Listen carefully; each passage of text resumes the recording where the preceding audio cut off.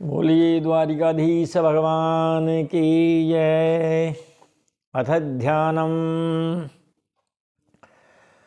ध्येयं सदा परिभवग्नमभीष्टदोहं तीर्थास्पदं शिवविरञ्चिनुतं शरण्यं भृत्यार्तिहं प्रणतपालभवाब्धिपूतं वन्दे महापुरुषते चरणारविन्दम् त्यक्त्वा सुदुष्टजसुरेप्सितराज्यलक्ष्मीं धर्मिष्ठार्यवचसा यदगादरण्यं मायामृगं दैत्येप्सितमन्वधावन् वन्दे महापुरुषते चरणारविन्दम्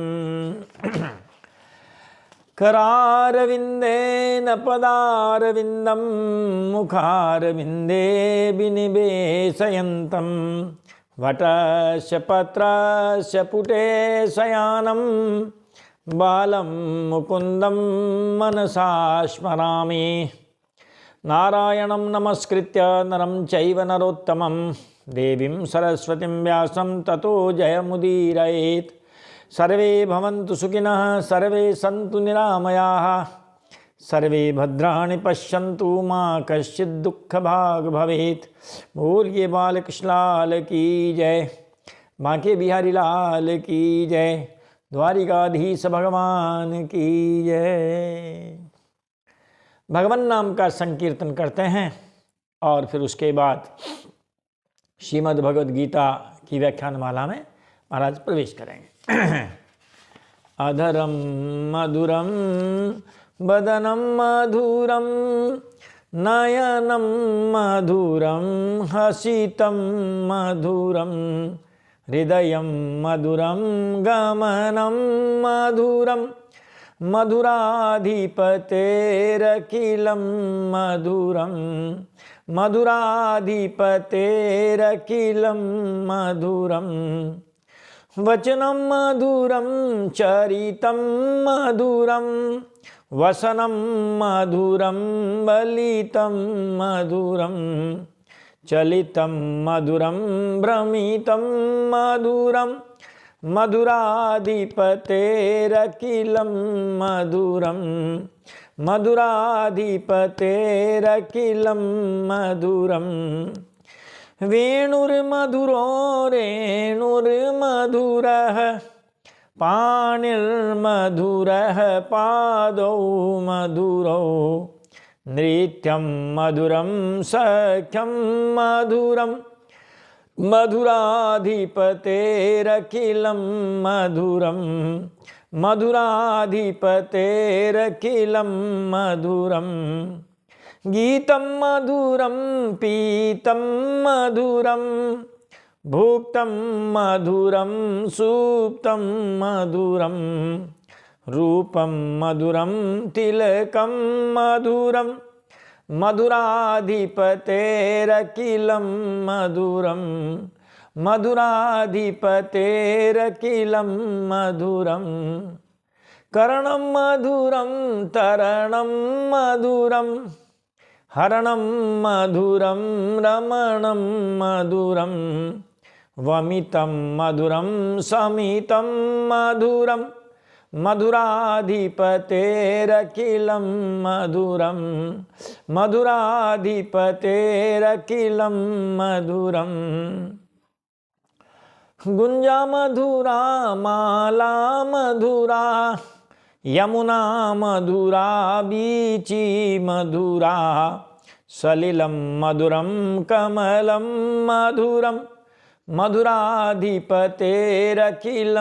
मधुरं मधुराधिपतेरखिलं मधुरं गोपी मधुरा लीला मधुरा युक्तं मधुरं मुक्तं मधुरं दृष्टं मधुरं शिष्टं मधुरं मधुराधिपतेरखिलं मधुरं मधुराधिपतेरखिलं मधुरं गोपा मधुरा गावो मधुरा, यष्टिर्मधुरा श्रेष्ठिर्मधुरा, दलितं मधुरं फलितं मधुरं, मधुराधिपतेरखिलं मधुरं, मधुराधिपतेरखिलं मधुरम्, अधरं मधुरं वदनं मधुरं, नयनं मधुरं हसितं मधुरं, हृदयं मधुरं गमनं मधुरं, मधुराधिपतेरखिलं मधुरं, मधुराधिपतेरखिलं मधुरं। बोलिए द्वारिकाधीश भगवान की जय, राजा रामचंद्र भगवान की जय, शंकर भगवान की जय। जय जय श्री राधे श्याम, जय जय श्री सीताराम। हरे हरे हरे महादेव शंभो।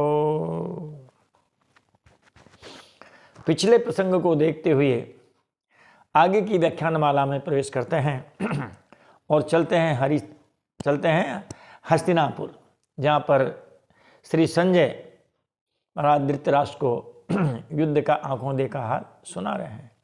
आइए चलते हैं हस्तिनापुर में, और महाराज आप और हम भी संजय के महाराज मुखार बिंद से युद्ध का आंखों देखा हाल सुनते हैं। क्या कह रहे हैं भगवान पिछले प्रसंग को देखते हुए। पिछले प्रसंग में महाराज हमने श्रीमद् भगवत गीता जी के 6ठे अध्याय की व्याख्यानमाला का वर्णन किया, और उसमें भगवान ने अर्जुन को ध्यान योग की उपासना बताई महाराज, और कहा कि हे भैया, यदि निष्काम अगर आप कर्म योगी हैं, ध्यान योगी हैं, तो सबसे बढ़ करके है। किस किस से? तपस्विभ्योधिको योगी।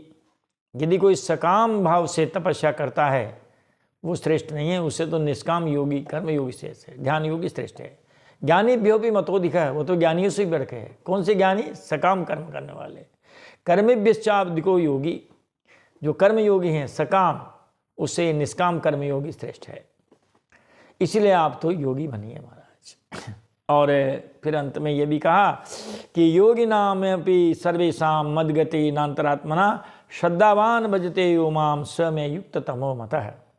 हे अर्जुन, संपूर्ण योगियों में भी जो श्रद्धावान भक्त है, मुझ में तल्लीन रहते हुए मन से मेरा भजन करता है, वो मेरे मत में सर्वश्रेष्ठ योगी है। और यहाँ पर आकर के 6ठे अध्याय का विराम हो गया था। आज हम 7वें अध्याय में प्रवेश करते हैं। उसकी भूमिका थोड़ी देख लेते हैं। महाराज जी, भगवान ने कहा कि योगियों में भी जो मुझ में श्रद्धा प्रेम करके मेरा भजन करते हैं, वे भक्त सर्वश्रेष्ठ हैं। भक्तों को जैसे भगवान की याद आती है तो वे उसमें तल्लीन हो जाते हैं। याद ही नहीं आए तो कैसे तल्लीन होंगे महाराज? मस्त हो जाते हैं। ऐसे ही भगवान के सामने भक्तों का विशेष प्रसंग आता है तो भगवान उनमें मस्त हो जाते हैं। भगवान भी उनकी बातें सुनते हैं। श्री राम जी महाराज जब चित्रकूट में विराजते हैं तो कोल बिल्ल किराज जब उनसे बातें करते हैं तो वो ध्यान लगा के सुनते हैं, जैसे कोई पिता अपने बच्चों की बात सुन रहा हो। जिमु पितु बालक बहन, तो भगवान भी उनमें मस्त हो जाते हैं। इसी मस्ती में सरोबार होते हुए भगवान अर्जुन के बिना पूछे ही इस 7वें अध्याय का विषय अपनी तरफ से आरंभ करते हैं। 7वें अध्याय में अर्जुन के कोई प्रश्न नहीं है, बस भगवान अपनी ओर से उनसे बात करते हैं। श्री भगवान उवाच मय्यासक्तमनः पार्थ योगम युञ्जन् मदाश्रयः असंशयं समग्रं मां यथा ज्ञास्यसि तच्छृणु। भगवान कहते हैं कि हे अर्जुन, मुझ में आसक्त मन वाला, मेरे आश्रित होकर योग का अभ्यास करता हुआ, ध्यान योग का अभ्यास करता हुआ तू मेरे जिस समग्र रूप को निसंदेह जिस प्रकार जानेगा उसको उसी प्रकार से सुन। अब उसका और विस्तार करके भगवान अर्जुन को सुना रहे हैं। महाराज भगवान ने अर्जुन से कहा था कि तू मेरे समग्र रूप को जैसा जानेगा वह सुन। अब भगवान आगे के श्लोक में उसे सुनाने की प्रतिज्ञा करते हैं। ज्ञानम ते अहम सविज्ञानम इदम वक्ष्याम्य शेषतः यदि ज्ञात्वा नेह भूयोन्यत ज्ञातव्यम अवशिष्यते।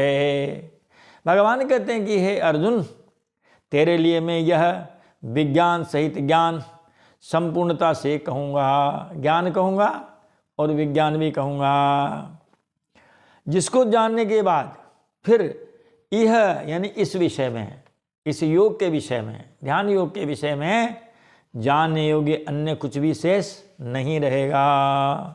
इस प्रकार भगवान कहते हैं। तो उस ज्ञान का महाराज उसका ये जो है योग का यहाँ विवरण आगे करते हैं। कहते हैं महाराज भगवान ने बताया कि मैं विज्ञान सहित ज्ञान को संपूर्णता से कहूँगा, जिससे कुछ भी जानना बाकी नहीं रहता। जब जानना बाकी रहता ही नहीं तो फिर सब मनुष्य उस तत्व को क्यों नहीं जान लेते। इसके उत्तर में महाराज भगवान कहते हैं कि मनुष्याणाम सहस्रेषु कश्चिद यतति सिद्धये यतनामपि सिद्धानाम कश्चन माम भेत्ति तत्वतः।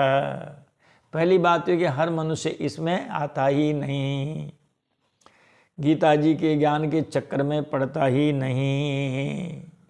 इसलिए कि सहस्रेषु मनुष्याणाम, हजारों हजारों मनुष्यों में से कोई एक सिद्धि के लिए, सिद्धि का मतलब है कल्याण, अपने कल्याण के लिए महाराज प्रयत्न करता है। वो महाराज ध्यान योग, कर्म योग, निष्काम कर्म योग, ज्ञान योग, इनमें वो लगता है।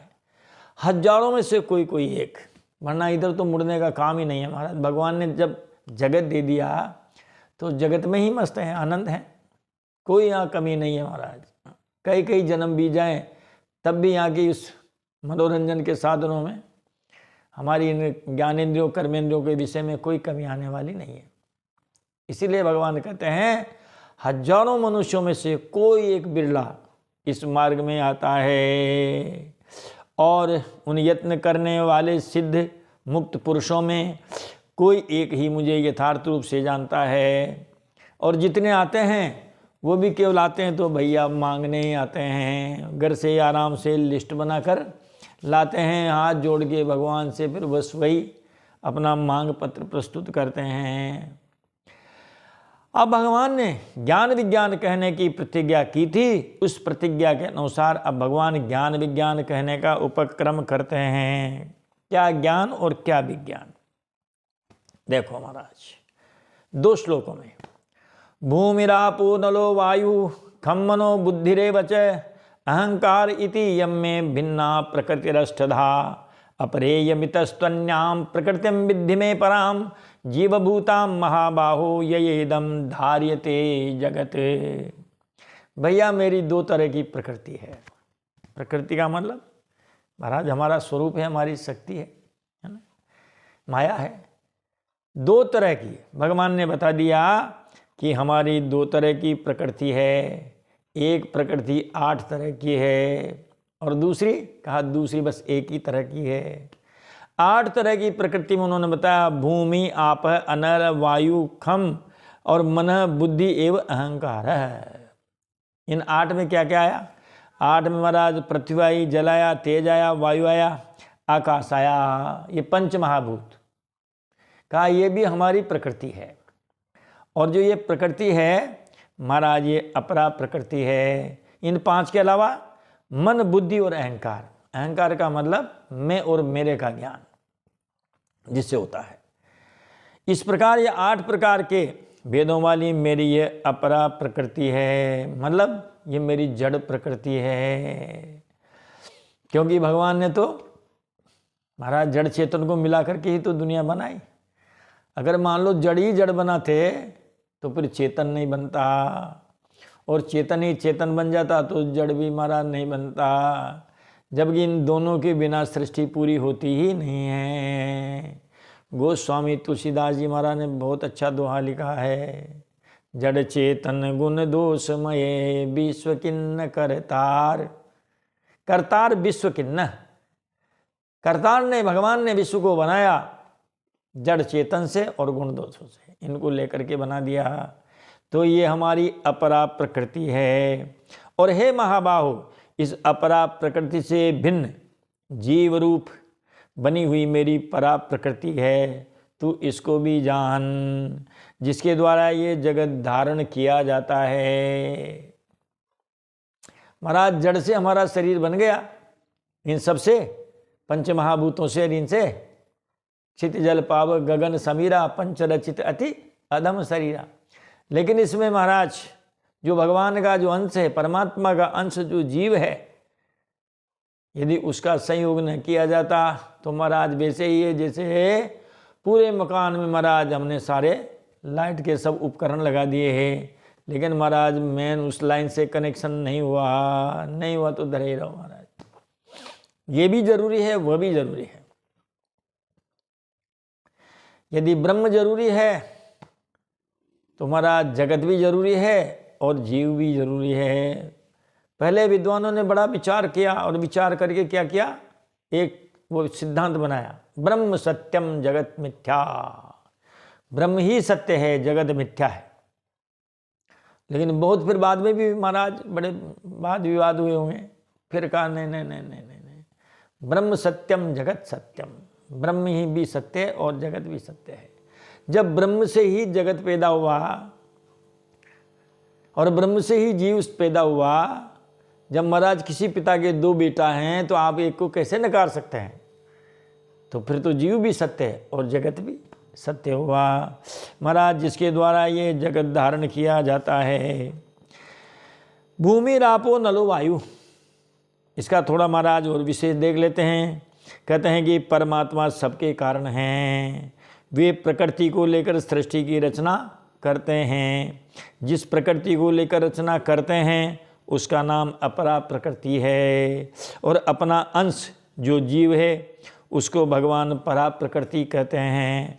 अपरा प्रकृति क्या है? वो जड़ है, परिवर्तनशील है, तथा परा प्रकृति श्रेष्ठ है, चेतन है, परिवर्तन रहित है। प्रत्येक मनुष्य का भिन्न भिन्न स्वभाव होता है। जैसे स्वभाव को मनुष्य से अलग नहीं कर सकते, ऐसे ही परमात्मा की प्रकृति को परमात्मा से अलग स्वतंत्र सिद्ध नहीं कर सकते।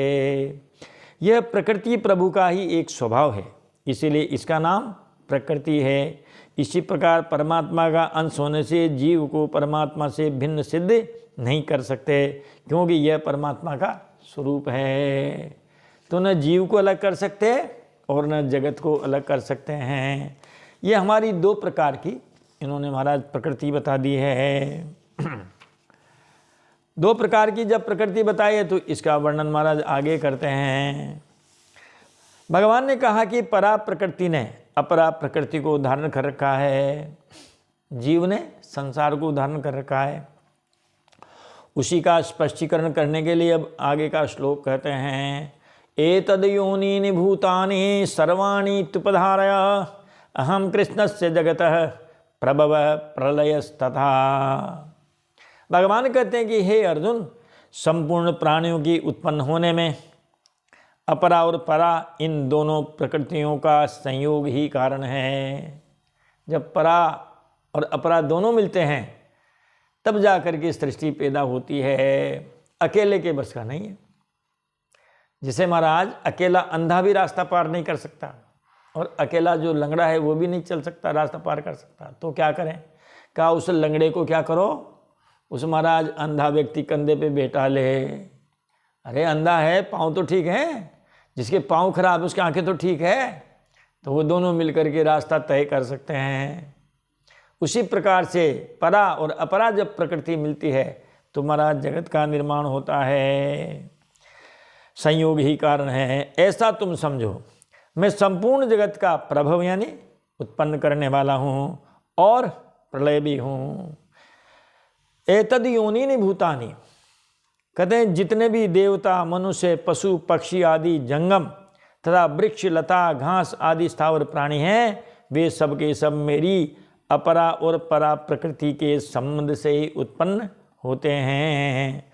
स्थावर जंगम योनियों में उत्पन्न होने वाले जितने शरीर हैं वे सब प्रकृति के हैं, और उन शरीरों में जो बीज अर्थात जीवात्मा है वो मेरा अंश है। इसी बीज अर्थात जीवात्मा को भगवान ने परा प्रकृति कहा है, और अपना अंश जो है महाराज वो कहा है प्रभव और प्रलय। प्रभव का मतलब है कि मैं ही इस जगत का निमित्त कारण हूँ। संपूर्ण सृष्टि मेरे संकल्प से पैदा हुई है। जिसे घड़ा बनाने में कुम्हार और सोने के आभूषण बनाने में सुनार ही निमित्त कारण है, ऐसे ही संसार मात्र की उत्पत्ति में भगवान ही निमित्त कारण हैं। और प्रलय क्या? प्रलय कहने का तात्पर्य है कि इस जगत का कारण भी मैं ही हूँ और कार्य मात्र कारण से उत्पन्न होता हूँ। कारण रूप से ही रहता हूँ और उसमें कारण रूप से लीन हो जाता हूँ। जैसे महाराज घड़ा बनाने में मिट्टी कारण है, ऐसे ही सृष्टि की रचना करने में भगवान ही कारण है। जैसे घड़ा मिट्टी से पैदा होता है, मिट्टी में ही रहता है, वो अंत में टूट करके घिसते घिसते मिट्टी बन जाता है। और भी उदाहरण दिया। और जैसे सोने के यौन मात्र आभूषण सोने में से ही उत्पन्न होते हैं, सोना ही रहते हैं, अंत में सोना ही रह जाते हैं, ऐसे ही ये संसार भगवान से ही उत्पन्न होता है, भगवान में ही रहता है और अंत में भगवान में ही लीन हो जाता है। ऐसा जानना ही ज्ञान है। ये बात जान लेना, ये ज्ञान है। भगवान ने सृष्टि को उत्पन्न किया, पालन संहार और उत्पन्न करने वाले परमात्मा ही हैं। इसको ज्ञान कहते हैं। सब कुछ भगवत स्वरूप है, भगवान के सिवा दूसरा कुछ है ही नहीं। ऐसा अगर अनुभव हो जाए तो महाराज उसी को विज्ञान कहते हैं। अब कहते हैं मयि सर्वमिदं प्रोक्तम सूत्रे मणिगणाएव। अरे महाराज सूत की क्या बना ली? मणियाँ बना ली, है ना, और सूत में पिरो ली। तो क्या है वो? तो महाराज वो मणियाँ बनने के पहले भी सूत, मणि बनी तब भी सूत, है, और बाद में मणि में सूत पिरोया तो वो भी सूत। बाद में सब महाराज जब खोल दिया मणियों की गांठ वगैरह तो भी सूत ही हैं। तो इस प्रकार भगवान कहते हैं कि ऐसा जो व्यक्ति जान लेता है, मान लेता है, स्वीकार कर लेता है, बस वही विज्ञानी है। कहते हैं जो कुछ कार्य दिखता है उसके मूल में परमात्मा ही है। ये ज्ञान कराने के लिए भगवान आगे के श्लोकों का प्रकरण आरंभ करते हैं। रसोहम अपसु कौन्तेय, सारी सृष्टि में मैं ही मैं हूँ। जिधर देखूं उधर तू ही तू है, जिधर देखूं उधर तू ही तू है। ये भावना जब आ जाए रसोहम अपसु कौन्तेय प्रभास्मि शशि सूर्ययोः प्रणवः सर्ववेदेषु शब्द खे पौरुषम ऋषु। हे कुंती नंदन, हे अर्जुन, जलों में मैं महाराज रस हूँ। देखो आप महाराज, पानी में रस, भोजन में रस नहीं है। आपने बहुत महाराज जो है गुलाब जामुन खा लिए, अब मुंह मीठा हो गया, अगर आप पानी मत पियो तो वही मुंह खराब हो जाएगा। रस किस में आएगा? जब आप जल पिएंगे महाराज, वो जल बड़ा अच्छा लगेगा। 60 रस हैं, चाहे आप खट्टा मीठा कड़वा जो भी खाएंगे महाराज, वो थोड़े समय के लिए रहेंगे, लेकिन बाद में जल पीने की इच्छा होगी। तो रस किस में रहा? आनंद किस में रहा? जल में रहा। चंद्रमा और सूर्य में महाराज प्रकाश में हूँ। संपूर्ण वेदों में ओंकार, जिसको प्रणव कहते हैं, प्रणव में हूँ। आकाश में शब्द रूप में मैं हूँ और मनुष्यों में पुरुषार्थ भी मैं हूँ। पुण्यो गंध पृथिव्याम च तेजस्चास्मि विभावसौ जीवनम सर्वभूतेषु तपश्चास्मि तपस्विषु। हे अर्जुन, पृथ्वी में पवित्र गंध में हूँ। ये सब इनके स्थान है महाराज। गंध कहाँ मिलेगी? कहा पृथ्वी में मिलेगी। शब्द कहाँ मिलेंगे? कहा आकाश में मिलेंगे।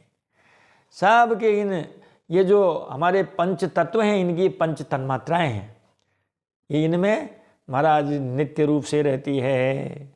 पृथ्वी में पवित्र गंध में हूँ और अग्नि में तेज में हूँ तथा संपूर्ण प्राणियों में जीवनी शक्ति में हूँ और तपस्वियों में तपस्या भी मैं ही हूँ। बीजम माम सर्वभूतानां विद्धि पार्थ सनातनम बुद्धिर्बुद्धिमतामस्मि तेजस तेजस्विनामहम। हे अर्जुन, संपूर्ण प्राणियों का अनादि बीज भैया तुम मुझे ही जान। बुद्धिमानों में बुद्धि और तेजस्वियों में तेज में ही हूँ। सब में कुछ में मैं ही मैं हूँ। बलवतां बलं बलवतां चाहं कामराग विवर्जितं धर्माविरुद्धो भूतेषु कामोऽस्मि भरतर्षभ। हे भरतवंशियों में श्रेष्ठ अर्जुन, बलवानों में महाराज काम और राग से रहित बल में हूँ। बलवानों में काम और राग से रहित बल क्योंकि यदि काम होगा तो बलवानों का बल महाराज दूसरों को दुख देगा, राग रहेगा तो भी महाराज कष्ट देगा। इसीलिए बलवानों में बल में हूँ, लेकिन कैसा बल का? काम से रहित और राग से रहित। महाराज इच्छा रहित है, आसक्ति रहित है। च भूतेषु धर्मा विरुद्ध काम है। और जो प्राणी है महाराज, उन प्राणियों में धर्म से अविरुद्ध अर्थात धर्मयुक्त काम में हूँ। काम शब्द के दो अर्थ हो सकते हैं। काम का मतलब है कामना, जो धर्म के विरुद्ध न हो ऐसी कामना की जाए तो ठीक है, और महाराज धर्म के विरुद्ध की जाए तो महाराज वो कामना ठीक नहीं है। और काम का मतलब महाराज यहाँ काम भावना से भी है। यदि महाराज विधिवत महाराज विवाह संपन्न होने के बाद यदि महाराज काम भाव जागृत होता है स्त्री पुरुष में तो ठीक ही है, संतान उत्पन्न होगी, सृष्टि का महाराज संचालन आगे तक होगा।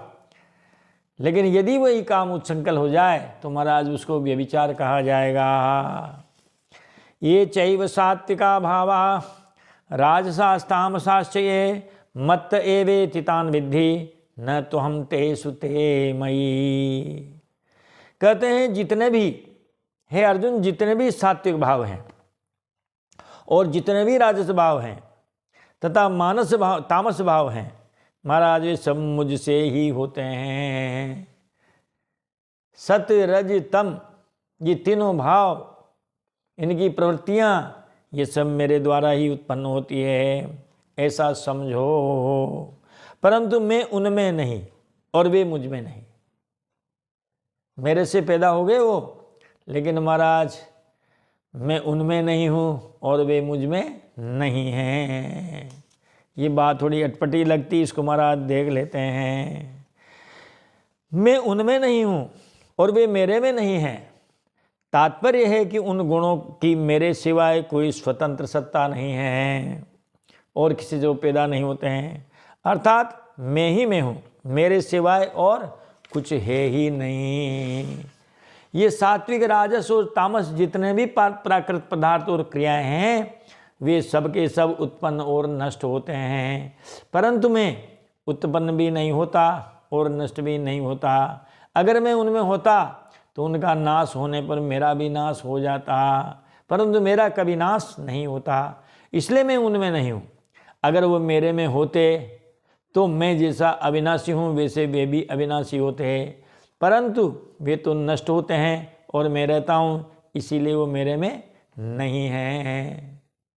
जैसे महाराज बीज से फल पैदा हो गया, लेकिन पत्तों में बीज ढूंढोगे तो बीज नहीं मिलेगा, फूल में ढूंढोगे नहीं मिलेगा, और फल में ढूंढोगे तो भी नहीं मिलेगा।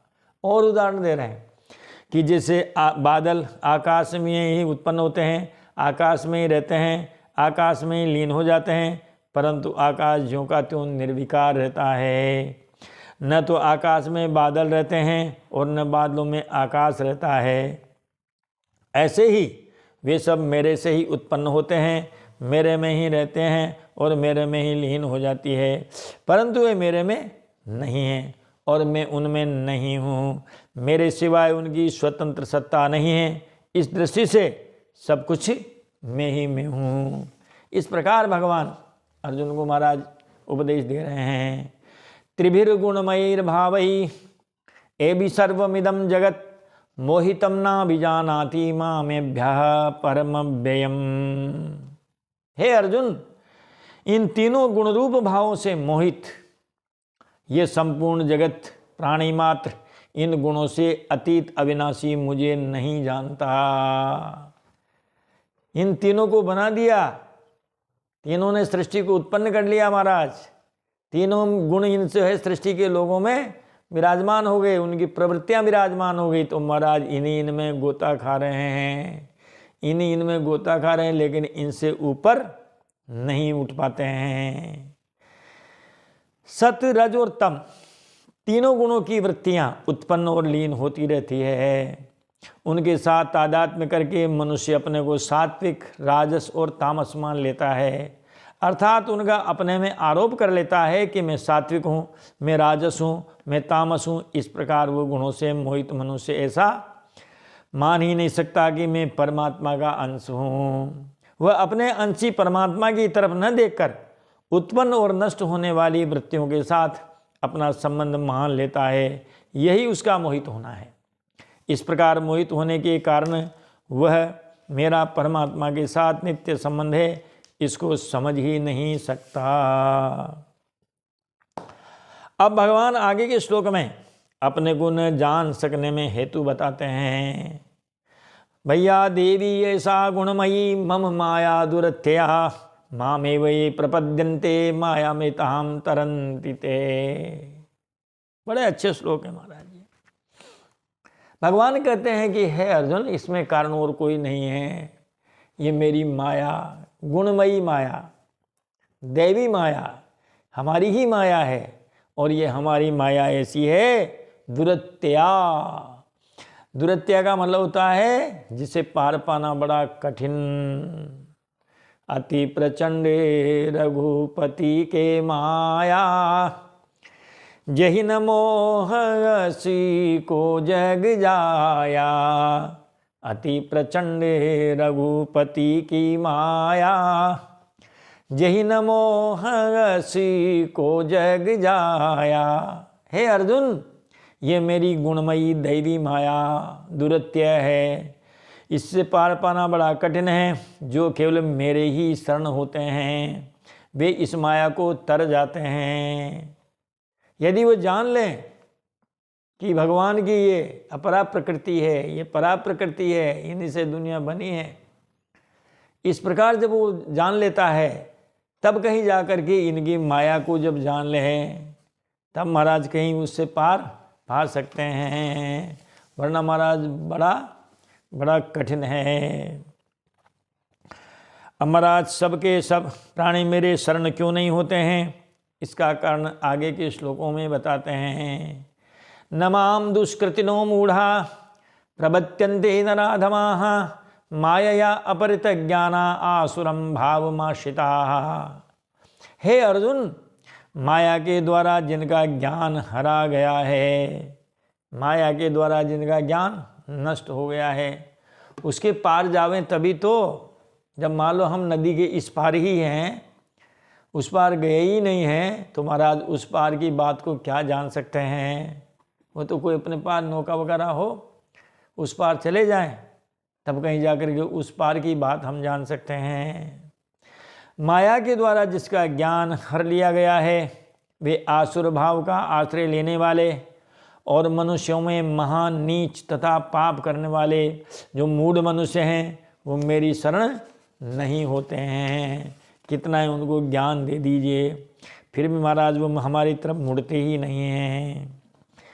अब भगवान ने कहा कि दुष्कृति पुरुष मेरे शरण नहीं होते, तो फिर शरण कौन होते हैं, इनको आगे के श्लोक में कहते हैं। चतुर्विधा भजन्ते माम, बड़ा अच्छा श्लोक है। चतुर्विधा भजन्ते माम जना सुकृतिनोर्जुन है आर्तो जिज्ञासुरर्थार्थी ज्ञानी च भरतर्षभ है। और इन्हीं का अनुवाद गीता रामायण जी में हुआ महाराज। इन्होंने कहा हे अर्जुन, पुण्यात्मा 4 प्रकार के व्यक्ति ही हमारा भजन करते हैं। रामचरितमानस में भी लिखा है, राम भगति जग 4 ही प्रकारा सुकृति 4 अनघ उदारा। राम भगति जग 4 ही प्रकारा सुकृति 4 अनघ उदारा। हे भरतवंशियों में श्रेष्ठ अर्जुन, पवित्र कर्म करने वाले अर्थार्थी जिनका कुछ प्रयोजन है, चाहते हैं। अर्थ का मतलब पैसा भी होता है, लेकिन अर्थ का मतलब अपना कोई भी प्रयोजन हो सकता है, कामना हो सकती है। तो अर्थार्थी है। आर्थ यानी दुखिया भी हैं, जिज्ञासु जो जानना चाहते हैं, और जो ज्ञानी हैं अर्थात प्रेमी भक्त। ये 4 प्रकार के मनुष्य मेरा भजन करते हैं अर्थात मेरी शरण में आ जाते हैं। 4 प्रकार के अर्थार्थी यानी कुछ प्रयोजन बस, आर्थ दुखिया, और जिज्ञासु जो जानना चाहते हैं, और प्रेमी ज्ञानी। इस श्लोक की व्याख्या महाराज खूब लंबे चौड़े 10-20 दिनों तक आप कर सकते हैं।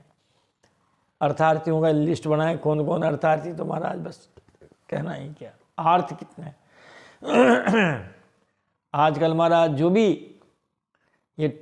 ये जो टोटके वगैरह बताने वाले हैं, कंडा डोरा करने वाले हैं, वहाँ इसीलिए भीड़ उमड़ती है, क्योंकि वो आर्त हैं, दुखिया हैं, दुख से मुक्ति चाहते हैं। रहहीन आर्त के चित्त चेतु, आर्त व्यक्ति में के चित्त में महाराज चेतना विवेक ज्ञान नहीं होता, नहीं रहता। तो भगवान कहते हैं कि हे अर्जुन, पवित्र कर्म करने वाले, चारों ही पवित्र हैं, पवित्र कर्म करना। अरे भगवान की तरफ जो मुड़ गया महाराज, वो तो पवित्र कर्म करने वाला हुआ। अर्थार्थी है, आर्त है, जिज्ञासु है, और ज्ञानी प्रेमी है। ये 4 प्रकार के मनुष्य मेरा भजन करते हैं, मेरी शरण लेते हैं। अब महाराज आर्त में किसी गिना जाए आर्त में देखें तो कई आर्त हैं, लेकिन जैसे ध्रुव जी महाराज हैं, बड़े आर्त हैं, नहीं अर्थार्थी हैं। ये अर्थ का मतलब प्रयोजन, क्योंकि सौतेली माने उनके वो वाग तीर लगा दिए और उनका हृदय छलनी हो गया। अब महाराज जो है वो क्या चाहते हैं, भगवान से तपस्या करके क्या मांग रहे हैं, क्या मुझे ऐसा पद दीजिए महाराज जिस पर कभी मेरे बाप दादा नहीं पहुँचे हों। जैसे मान लो किसी के खानदान में कोई चपरासी भी नहीं बना हो, और महाराज वो फिर कहे कि मुझे ऐसा पद दो जहाँ मेरे बाप दादा नहीं पहुँचे हों, तो चपरासी हो गए हों, पटवारी हो गए हों, तहसीलदार हो गए हों, हैं। लेकिन महाराज फिर वो कलेक्टर बना दिया जावे, ले बेटा तेरी 7 पीढ़ी में कोई पैदा न हुआ न होगा, तेरे को मैं ऐसा बना देता हूँ कि न भूतो न भविष्यति। तो अर्थार्थी ध्रुव जी महाराज हैं, उन्होंने भी भगवान के भजन किए, तपस्या दिन रात है। कभी महाराज वो अन्न छोड़ दिया, दूध छोड़ दिया, जल छोड़ दिया, वायु छोड़ दी, बताओ की ना भगवान की तपस्या। तो ये अर्थार्थी हैं। आर्थ में महाराज उत्तराजी हैं। जब उसने अश्वत्थामा ने वो महाराज ब्रह्मास्त्र छोड़ दिया और वो जलने लगी महाराज, तो भगवान के शरण में भागी चली गई, महाराज बचाओ बचाओ, त्राहि माम। जिज्ञासु में जिज्ञासु महाराज विदुर जी महाराज हो सकते हैं, अपने ये जो उद्धव जी महाराज हो सकते हैं, ये जिज्ञासु हैं। ये भगवान के स्वरूप को ये जानना चाहते हैं, जान भी लिया महाराज इन्होंने, तो ये सब भी जिज्ञासु हैं। और भी जो ईश्वर की खोज में निकलने वाले हों, ऐसे महाराज सब जिज्ञासु भक्त हैं। प्रेमी भक्त कौन महाराज? प्रेमी भक्त तो गोपियाँ हैं। अरे महाराज तेरे फूलों से भी प्यार, तेरे कांटों से भी प्यार, तत्सुख सुखित्वम, ये प्रेमी भक्त का लक्षण है। तत्सुख सुखित्वम, भगवान जिससे खुश रहें उसी में हमारी खुशी है। तेरी रजा में राजी, बस जाई विधि राखे राम, ताही विधि रहिए। प्रसन्न मन से, दुखी मन से नहीं। अब आप ठीक है साहब, राम जी आपको जैसा रख रहे हैं वैसा आप रह तो रहे हो, लेकिन मन में विचार कर रहे हो कि बताओ राम जी को बज रहे हैं, रट रहे हैं, न आवास की ठीक व्यवस्था है, न कोई भोजन की व्यवस्था है, कुछ व्यवस्था नहीं है, तो फिर आप राम जी के भक्त नहीं हुए महाराज। राम जी के भक्त तभी हुए जब जैसी भगवान ने आपको परिस्थिति दी, महाराज हंसते रहिए, मुस्कुराते रहिए, उसको महाराज सहन कीजिए। 4 प्रकार के उन्होंने भक्त बता दिए। ये 4 प्रकार के भक्त भैया हमारे पास आते हैं। अब जो है महाराज भक्तों में से ज्ञानी भक्त की विशेषता का विशद वर्णन आगे के श्लोक में करते हैं। कहा ये सब तो ठीक है, लेकिन ज्ञानी भक्त हमें ज़्यादा प्रिय है। क्यों प्रिय है? क्योंकि वो हमें परेशान नहीं करता, अर्थार्थी परेशान करता है। ध्रुव जी महाराज ने हठ योग के द्वारा बुला लिया भगवान को वहीं, और महाराज उत्तरा ने बुला लिया महाराज वहीं। तो ये आर्त और अर्थार्थी नहीं, ये हमें बुला लेते हैं महाराज। हम जिस भी स्थिति में हो उठ के जाना ही पड़ता है। ज्ञानी ऐसा नहीं करता। ज्ञानी को हम बुलाते हैं, ये हमें बुलाते हैं। अरे महाराज जब बंसरी बजाई है, बुलाने के लिए तो बजाई भगवान ने शरद पूर्णिमा के दिन। यदि नहीं बुलाना होता तो क्यों बंसी बजाते हैं?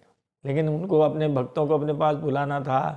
अब बजा दी महाराज हो, अरे तेरी बंसी पे जाऊं बलिहार रसिया। तो ऐसी बात है महाराज। भगवान कहते हैं तेषां ज्ञानी नित्ययुक्तः एक भक्तिर्विशिष्यते प्रियो हि ज्ञानिनोत्यर्थम अहम सच मम प्रिय। हे अर्जुन, उन 4 भक्तों में मुझ में निरंतर लगा हुआ अनन्य भक्ति वाला ज्ञानी भक्त, प्रेमी भक्त, यहाँ ज्ञानी का मतलब है प्रेमी भक्त, श्रेष्ठ है। क्योंकि ज्ञानी भक्त को मैं अत्यंत प्रिय हूँ और वह मुझे अत्यंत प्रिय है। इसका मतलब देख लो कि भगवान में अगर आप हमारी भक्ति हो तो कैसी हो? प्रेमा भक्ति हो, उनसे कुछ मांगे नहीं बस। गोस्वामी तुलसीदास जी ने भी यही लिखा। कहते हैं महाराज राम भगत जगचारी प्रकारा सुकृति चार्यों अनग उदारा चहु चतुरे कह नाम गधारा ज्ञानी प्रभु ही विशेषी पियारा चहु चतुरे कह नाम गधारा ज्ञानी प्रभु ही विशेषी प्यारा। ज्ञानी प्रभु को विशेष प्यारा है। ये बात महाराज पिछले श्लोकों में भी भगवान ने बता दिया कि हमें ज्ञानी सबसे प्रिय लगता है।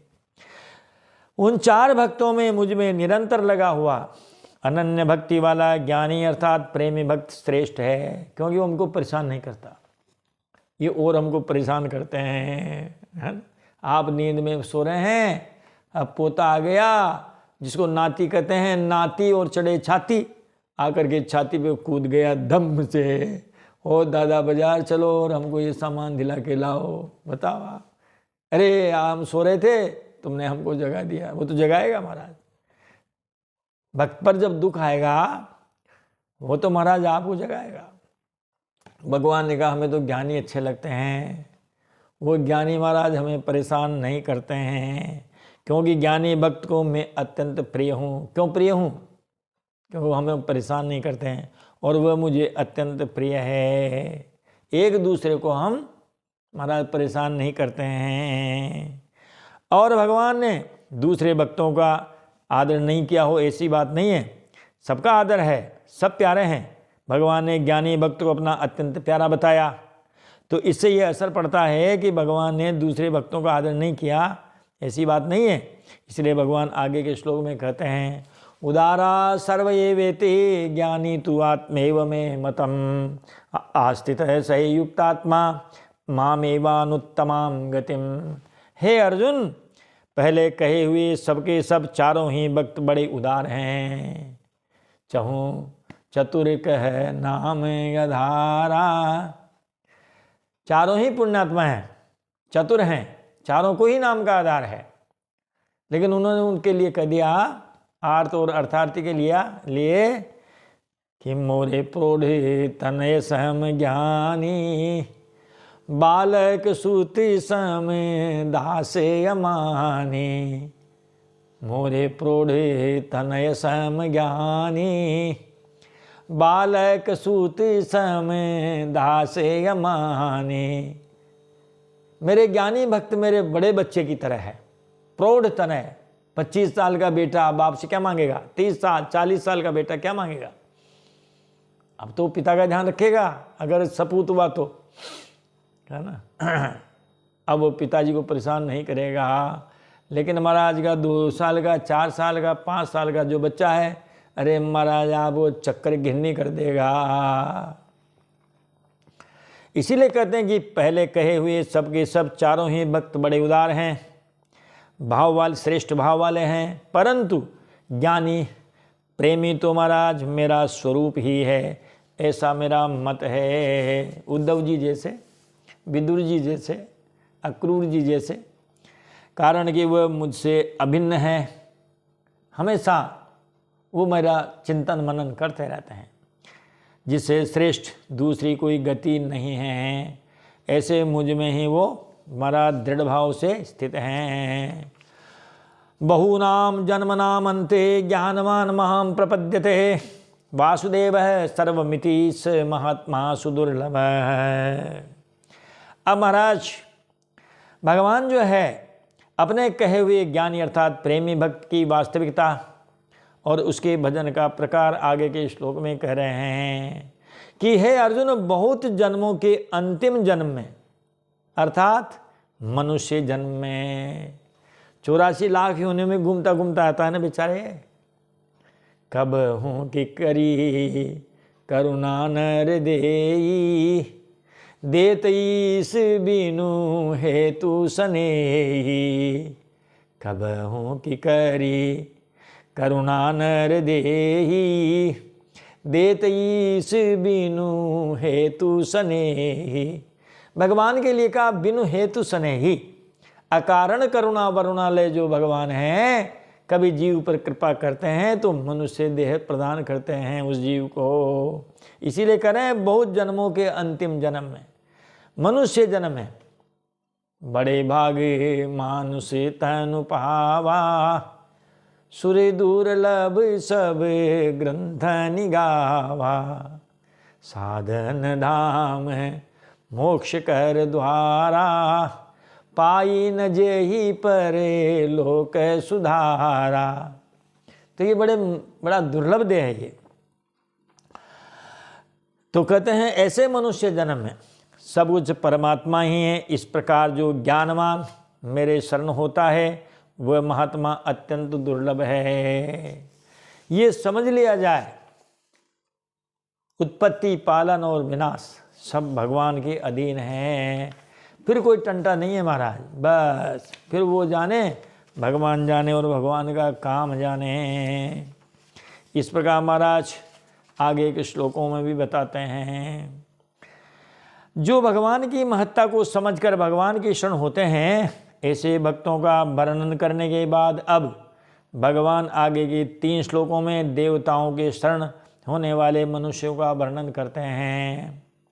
अब कुछ लोग ऐसे भी हैं जो भगवत अर्पण नहीं होकर के देवताओं की शरण में जाते हैं अपनी कामनाओं की पूर्ति के लिए। काम स्थैरत ज्ञान प्रपद्यन्त्यन्य देवता तम तम नियममास्थाय प्रकृत्या नियता स्वया। भगवान कहते हैं कि हे अर्जुन, उन कामनाओं से जिनका ज्ञान हरा गया है, इसका मतलब कामनाएं ही हमारे ज्ञान को हरण करती है। यदि कामना न हो तो ज्ञान बना रहे, लेकिन कामनाएं महाराज ज्ञान पर पानी फेर देती है। ऐसे मनुष्य अपनी अपनी प्रकृति अर्थात स्वभाव से नियंत्रित होकर के उन अर्थात देवताओं के उन नियमों को धारण करते हुए अन्य देवताओं की शरण में जाते हैं। हमारे यहाँ सबके विभाग बटे हुए हैं महाराज। जिनको महाराज धन चाहिए लक्ष्मी मैया की उपासना करें, बल पुरुष चाहिए महाराज दुर्गा देवी की करें, जिनको बुद्धि चाहिए सरस्वती मैया की करें। ऐसे सारे देवताओं के अपने अपने डिपार्टमेंट, क्या कहते हैं उसको अच्छा सा शब्द अंग्रेजी में कभी आएगा तब ध्यान बताएं। वो मंत्री जिनके पास पोर्टफोलियो रहता है ना। तो सारे मंत्री ऐसे हमारे यहाँ जिनके पास सबके अलग अलग डिपार्टमेंट हैं। तो ऐसे लोग कामनाओं से पीड़ित होकर के उनके पास जाते हैं। यो यो याम याम तनुम भक्त श्रद्धयार्चितुमिच्छति तस्य तस्य अचलाम श्रद्धाम तामेव विदधाम्यहम। परंतु हे अर्जुन, जो जो भक्त जिस जिस देवता का श्रद्धापूर्वक पूजन करता है, पूजन करना चाहता है, उस देवता में ही मैं उसी श्रद्धा को दृढ़ कर देता हूँ। मैं उनको विचलित नहीं करता हूँ, भाई आप वहाँ मत जाइए, भैरू जी के मत जाइए, हनुमान जी के मत जाइए, माता जी के मत जाइए। आप जहाँ जाना चाहते हो सब जगह जा सकते हो। और मैं क्या करता हूँ, उनकी श्रद्धा को उन देवताओं में और भी दृढ़ता से स्थापित कर देता हूँ। सतया श्रद्धया युक्त तशराधनमी हते लभते च ततः कामान मयैव विहितान हितान। हे अर्जुन, उस मेरे द्वारा दृढ़ की हुई श्रद्धा से युक्त होकर के वह मनुष्य उस देवता की सकाम भावपूर्वक उपासना करता है और उसकी वह कामना पूरी भी होती है, परंतु वह कामना पूर्ति मेरे द्वारा ही विहित की हुई होती है। उन सब देवताओं को मेरे द्वारा ही, वाया बोल दीजिए आप उसको, महाराज हम ही उनकी सारी कामनाओं की पूर्ति उन देवताओं से करवा देते हैं, लेकिन फिर ये जन्म मरण के चक्कर में फंसे रहते हैं। अंतवत्तु फलम तेसाम, उनको जो भी फल मिला सब अंत वाला मिला, सीमित मिला, नाशवान मिला। अंतवत्तु फलम तेसाम तदभवति अल्पमेधसाम देवान् देवयजो यान्ति मद्भक्ता यान्ति मामपि। हे अर्जुन, उन तुच्छ बुद्धि वाले मनुष्यों को उन देवताओं की आराधना का फल अंत वाला मिला, नाशवान मिला। उसके बाद थोड़े दिन बाद वो खत्म हो गया, क्योंकि कामनाएं तो नई नई पैदा होती रहेगी। देवताओं का पूजन करने वाले देवताओं को प्राप्त होते हैं और मेरे भक्त मुझे ही प्राप्त होते हैं। इसीलिए यहाँ कहते हैं कि देवताओं की उपासना करने वाले अल्प बुद्धि युक्त मनुष्यों को अंत वाला अर्थात सीमित और नाशवान फल मिलता है, अक्षय फल की प्राप्ति उनको नहीं होती है। अब महाराज, यद्यपि देवताओं की उपासना का फल सीमित है और अंत वाला है, फिर भी मनुष्य उनमें क्यों उलझ जाते हैं, भगवान में क्यों नहीं लगते? इसका उत्तर महाराज इस श्लोक में दे रहे हैं। अव्यक्तम व्यक्तिमापन्नम मन्यन्ते माम बुद्धयः परम भावम जानन्तो ममाव्ययमनुत्तमम्। हे अर्जुन, बुद्धिहीन मनुष्य मेरे परम अविनाशी और सर्वश्रेष्ठ भाव को न जानते हुए अव्यक्त मन इंद्रियों से पर मुझ सच्चिदानंद घन परमात्मा को मनुष्य की तरह शरीर धारण करने वाला मानते हैं। वो मानते हैं कि जैसे हम हैं वैसे ही भगवान हैं। महाराज, इसीलिए उनकी इधर रुचि ही नहीं होती है। वो उन देवताओं के पास जाते हैं जहाँ से उनको तात्कालिक लाभ मिल जावे। नाहम प्रकाश सर्वस्य योग माया समावृतः मूढ़ो यम नाभिजानाति लोको महामजमव्ययम। हे अर्जुन, यह जो मूढ़ मनुष्य समुदाय मुझे अज और अविनाशी ठीक तरह से नहीं जानता, नहीं मानता, उन सब के सामने योग माया से अच्छी तरह ढका हुआ मैं प्रकट नहीं होता। वह जब मुझे जानता नहीं, मानता नहीं, तो हम भी महाराज उसके सामने प्रकट नहीं होते हैं। जो भगवान को अज अविनाशी नहीं मानते, उनके ही सामने माया का पर्दा रहता है, पर भगवान के सामने वो पर्दा नहीं रहता। इसका वर्णन आगे के श्लोक में करते हैं।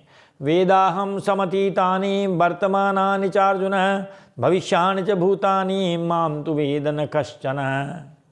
भैया, हम त्रिकालज्ञ हैं और महाराज जो मानव है वो तो कल की बात भी नहीं जान सकता। यहाँ कल क्या हो किसने जाना है? तो हे अर्जुन, जो प्राणी भूतकाल में हो चुके हैं तथा जो वर्तमान काल में हैं और जो भविष्य में होंगे, उन सब प्राणियों को मैं तो जानता हूँ, परंतु महाराज भक्त के सिवाय कोई भी नहीं मुझे जान सकता। भगवान ने पहले ही कह दिया था कि अर्जुन, तुम्हारे मेरे कई जन्म हो गए हैं, उन सब जन्मों को मैं जानता हूँ, तू नहीं जानता। बहूनि में व्यतीतानि जन्मानि तव चार्जुन तान्यहं वेद सर्वाणि न त्वं वेत्थ परन्तप। आगे के श्लोक में महाराज कहते हैं, भगवान ने यह कहा कि मुझे कोई भी नहीं जानता, तो भगवान को न जानने में मुख्य कारण क्या है? इसका उत्तर आगे के श्लोक में दे रहे हैं। इच्छा द्वेष समुत्थेन द्वंद्व मोहेन भारत सर्वभूतानि सम्मोहम सर्गे यान्ति परंतप। हे भारत, हे अर्जुन, महाराज कहते हैं इच्छा और द्वेष से उत्पन्न होने वाले, गीता जी को महाराज अगर परिभाषित किया जाए एक वाक्य में, तो यहाँ महाराज यही है कि जहाँ तक हो सके राग द्वेष से हम मुक्त रहे हैं। इसीलिए भगवान कह रहे हैं कि हे भरतवंश में उत्पन्न अर्जुन, इच्छा, राग और द्वेष, इससे उत्पन्न होने वाले जो द्वंद्व मोह हैं, इस द्वंद्व मोह से मोहित संपूर्ण प्राणी संसार में अनादिकाल से मूढ़ता को अर्थात जन्म मरण को प्राप्त हो रहे हैं, इसलिए वो मेरे को नहीं जान पाते हैं। यहाँ से दृष्टि आगे बढ़ ही नहीं पाती है। अब महाराज भगवान ने द्वंद्व मोह से मोहित होने वालों की बात बताई। अब आगे के श्लोक में द्वंद्व मोह से रहित होने वालों की बात कहते हैं। एषां त्वन्तगतं पापं जनानां पुण्यकर्मणां ते द्वंद्व मोह निर्मुक्ता भजन्ते मां दृढ़व्रताः। परंतु हे अर्जुन, जिन पुण्यकर्मा मनुष्यों के पाप नष्ट हो गए हैं, वे द्वंद्व मोह से रहित हुए मनुष्य दृढ़व्रती होकर, दृढ़ता के साथ होकर के, और वे लोग मेरा भजन करते हैं। जरा मरण मोक्षाय मामाश्रित्य यतन्ति ये ते ब्रह्म तद्विदु कृष्णम अध्यात्मम कर्म चाखिलम। हे अर्जुन, जरा मरण मोक्षाय, वृद्धावस्था और मृत्यु से मुक्ति पाने के लिए, क्योंकि इन दोनों में ही कष्ट है महाराज। अरे जवानी तो भवानी है, बचपना तो सोने में और उसमें मौज मस्ती में निकल जाता है। बुढ़ापा देख कर रोया, बचपन नींद में सोया, हाँ, और जवानी खूब जो है महाराज आनंद मंगल किया, और बुढ़ापा देख कर रोया, और मृत्यु का तो फिर कहना ही क्या, सबसे बड़ा भय मृत्यु से ही है। तो वृद्धावस्था और मृत्यु से मुक्ति पाने के लिए जो मनुष्य मेरा आश्रय लेकर प्रयत्न करते हैं, वे उस ब्रह्म को, संपूर्ण अध्यात्म को और संपूर्ण कर्म को जान लेते हैं। ब्रह्म को जान लेते हैं। ब्रह्म कौन? कहते हैं महाराज, इस तरह से यत्न साधन करने पर वे मेरे स्वरूप को, अर्थात जो निर्गुण निराकार है, जो मन बुद्धि इंद्रियों आदि का विषय नहीं है, जो सामने नहीं है, शास्त्र जिसका परोक्ष रूप से वर्णन करते हैं, उस सच्चिदानंद घन ब्रह्म को जान लेते हैं और अध्यात्म को जान लेते हैं, संपूर्ण अध्यात्म को जान जाते हैं, अर्थात संपूर्ण जीव तत्व से क्या है इस बात को वे जान जाते हैं। इस प्रकार वो ब्रह्म को जान जाते हैं, अध्यात्म को जान जाते हैं, और महाराज भी मेरे परायण हो जाते हैं। साधिभूतम च साधिभूतादिदेवं मां साधियज्ञं च ते विदुः प्रयाण काले च मां ते विदुर्युक्त चेतसः। हे अर्जुन, जो मनुष्य अधिभूत तथा अधिदेव के सहित और अधियज्ञ के सहित मुझे जानते हैं। तीन शब्द आ गए महाराज, ये पारिभाषिक शब्द हैं, अधिभूत, अधिदेव और अधियज्ञ। महाराज किसे जो कहे हैं, तो इस प्रकार यहाँ अधिभूत नाम भौतिक स्थूल सृष्टि का है, जिसमें तमोगुण की प्रधानता है। जितने भी भौतिक सृष्टि है उसकी स्वतंत्र सत्ता नहीं है, उसका क्षण मात्र भी स्थायित्व नहीं है, फिर भी यह भौतिक सृष्टि सत्य दिखती है। इसे भौतिक स्थूल जो सृष्टि है इसको अधिभूत कहते हैं। नहीं है लेकिन फिर भी महाराज सत्य की भांति दिखती है। अधिदेव महाराज ये नाम सृष्टि की रचना करने वाले ब्रह्मा जी महाराज का है, जिनमें रजोगुण की प्रधानता है। और ये जो अधिभूत है ये रजोगुणी है, तमोगुणी है। अधिभूत जो सृष्टि है ये तमोगुणी है, और जो महाराज ब्रह्मा जी की सृष्टि है ये रजोगुणी है। और अधियज्ञ नाम भगवान विष्णु का है, जो अंतर्यामी रूप से सब में व्याप्त हैं और जिनमें सत्वगुण की प्रधानता है। अधिभूत, अधिदेव और अधियज्ञ के सहित जो भगवान को जानने का तात्पर्य है कि भगवान श्री कृष्ण के शरीर के किसी एक अंश में विराट रूप है और उस विराट रूप में अधिभूत, अधिदेव तथा अधियज्ञ महाराज सभी विराजमान हैं। तो इस प्रकार जो मुझे जानते हैं अंतकाल में वे भी मुझे ही जानते हैं, अर्थात मुझे ही प्राप्त होते हैं। इस प्रकार भगवान ने अर्जुन को इस प्रकार महाराज संपूर्ण जानकारी, संपूर्ण उपदेश दिए हैं। उपदेश तो आगे भी चलेंगे और यहाँ पर आकर के महाराज ये हमारा जो 7वां अध्याय है, इस 7वें अध्याय का भी महाराज विराम हो जाता है। 7वें अध्याय का विराम हो जाता है। भगवान का सार कहने का यही है, सृष्टि के पहले मैं, सृष्टि के बीच में मैं, सृष्टि के अंत में मैं। यदि अगर आपने ये बात ठीक से जान ली है तो फिर महाराज आप इस माया के चक्कर में नहीं पड़ेंगे। हरि ओम तत्सदिति श्रीमद्भगवद्गीतासु उपनिषत्सु ब्रह्म विद्यायां योगशास्त्रे श्री कृष्णार्जुन संवादे ज्ञान विज्ञान योगो नाम 7वाध्यायः। इस प्रकार ओम तत्सत इन भगवान नामों के उच्चारण पूर्वक ब्रह्म विद्या और योग शास्त्रमय श्रीमद् भगवद गीता उपदेश रूप उपनिषद रूप श्री कृष्णार्जुन संवाद में ज्ञान विज्ञान योग नामक 7वां अध्याय का विश्राम हुआ। बोलिए द्वारिकाधीश भगवान की जय। हम भी देते हैं महाराज वाणी को विराम, व्याख्यान माला को विराम। मिलते हैं अगली व्याख्यान माला में अगली वीडियो के साथ। तब तक के लिए महाराज आप खूब व्याख्यान माला सुनिए और सुनाइए। और श्री राम सुखदास जी महाराज की जो व्याख्या है गीता जी की साधक संजीवनी, महाराज उसको जरूर पढ़िए। बोलिए द्वारिकाधीश भगवान की जय, राजा रामचंद्र भगवान की जय, शंकर भगवान की जय। जय जय श्री सीताराम, जय जय श्री राधे श्याम। हर हर हर महादेव शंभो।